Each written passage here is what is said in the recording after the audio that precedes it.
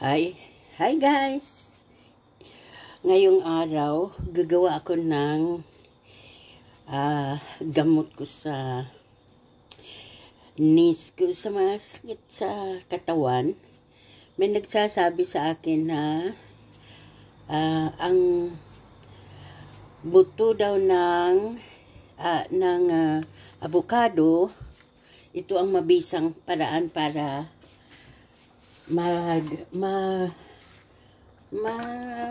anuhan ba yung sakit sa katawan mo. Ito guys, kunti lang yung avocado ko kasi mga maliliit ang avocado dito ngayon. Yun ang sa season ng avocado.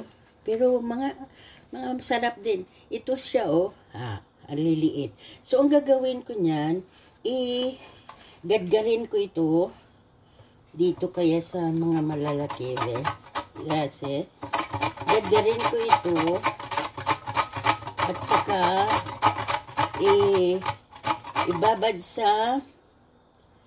ibabad sa olive oil. Ang olive oil na ito, binili ko pa ito sa Greece. Ito Veroin olive oil, Greece.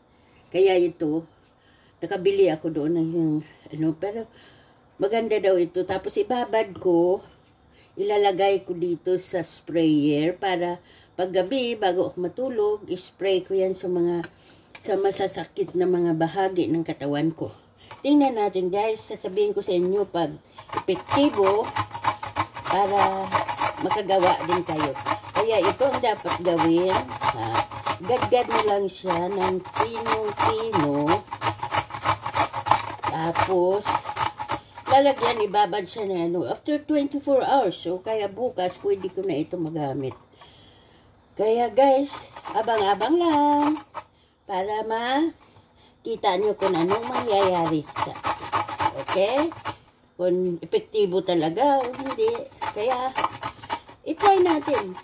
Kasi yan ang lahat na lang tinatry ko sa sakit ng tuhod ko kasi may osteoarthritis ako. Kaya pag ang pa-wither lang, pag ang weather hindi maganda, masakit talaga. Malasot, sabi ng mga Israeli, lanong malasot, salik. Sablanot. Kaya ito. So, ayan na siya. Ayan na siya. Okay. Ayan. Ito, ganda din. Dami.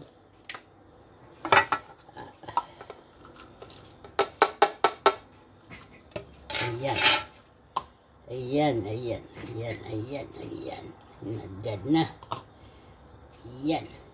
Kaya, lalagyan na natin ng olive oil.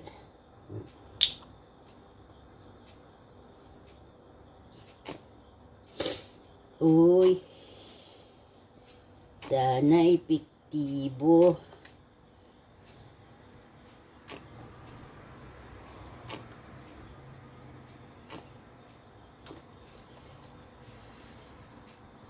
Ayan. Okay. So, ito na guys, yeah. Sana maganda ito. Dagdagan ko pa ng mga ilan mamaya. Okay. So, ibabad ko lang ito. So, guys, see you.